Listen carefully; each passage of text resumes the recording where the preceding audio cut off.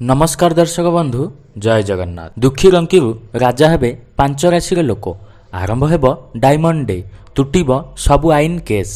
केउ केउ पांचटी राशि जानिबा पई वीडियोटी को शेष पर्यंत देखंतु एवं वीडियो रे नुआ आसीथिले चैनल टी को सब्सक्राइब करी बहु मात्रा रे शेयर कर दियंतु। मिथुन राशि रे चंद्र और बृहस्पति संजोग रे गजकेसरी जोग सृष्टि हेब। एहा ज्ञान, समृद्धि, ख्याति और आध्यात्मिक उन्नतिर प्रतीक। 22 जुलाई 2025 सकाळ 8:14 समय चंद्र मिथुन राशि रे प्रवेश करिसंती। एही गोचर समय चंद्र मिथुन रे पूर्वरु थिबा बृहस्पति सहित एक संजोग सृष्टि करिसंती, जहा गजकेसरी जोग सृष्टि करिछि, जाहाकू वैदिक ज्योतिष शास्त्र रे अत्यंत शुभ बोली विवेचना करा जाय। गजकेसरी जोग एक शक्तिशाली जोग, जहा ज्ञान, समृद्धि, ख्याति और आध्यात्मिक उन्नतिर प्रतीक। एही जोग किछि राशि पई विशेष भाव में लाभदायक प्रमाणित हेब, जहा आपणक जीवन में सकारात्मक परिवर्तन आनिब।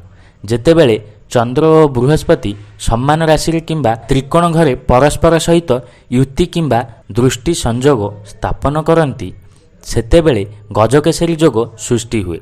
मिथुन राशि रे चंद्र और बृहस्पति संजोग एही समय रे गजकेसरी जोग सृष्टि करुछि। चंद्र मन, भावना और संवेदनशीलतार कारक, जेतेबेले बृहस्पति ज्ञान, समृद्धि और आध्यात्मिकतार प्रतीक। बुध ग्रह मिथुन राशि अधिपति। एही राशि रे गजकेसरी जोग गठन हेबा द्वारा लोकंक जोगाजोग, बुद्धिमत्ता और सामाजिकता वृद्धि पाइब। एही जोगर प्रभाव बौद्धिक क्षमता, धन और सामाजिक प्रतिष्ठा वृद्धि करे। शास्त्र अनुसार गजकेसरी जोग व्यक्ति को गज हाथी परी शक्ति और केसरी सिंह परी साहस प्रदान करे।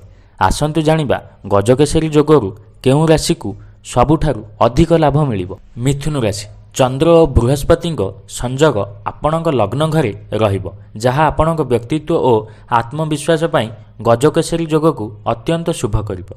एही समय आपणक बौद्धिक क्षमता, जोगाजोग दक्षता एवं सृजनशीलता को वृद्धि करिबो। आपणक सामाजिक प्रतिच्छवि दृढ़ हेबो और लोक माने आपणक चिंताधारा प्रति आकर्षित हेबे। आपणकू कर्मक्षेत्र में नूतन दायित्व और सुजोग मिल पारे।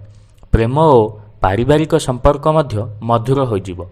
एही समय रे आपणक योजना गुडी को कार्यकारी करिबो और नेटवर्किंग उपरे ध्यान दियंतु। आर्थिक लाभ निश्चित। कन्या राशि एही गजकेसरी जोग आपणक दशम घरे सृष्टि हेबो, जहा आपणक वृत्तिगत जीवन में प्रगति और सफलतार समय आनिबो। आपणकू पदोन्नति, नूतन चाकरी किंबा प्रकल्प रे सफलता मिल पारे। आपणक नेतृत्व दक्षता और निष्पत्ति शक्ति वृद्धि पाइब। एहा आपणक सहकर्मी एवं वरिष्ठ व्यक्ति को आपणक प्रशंसा करिब।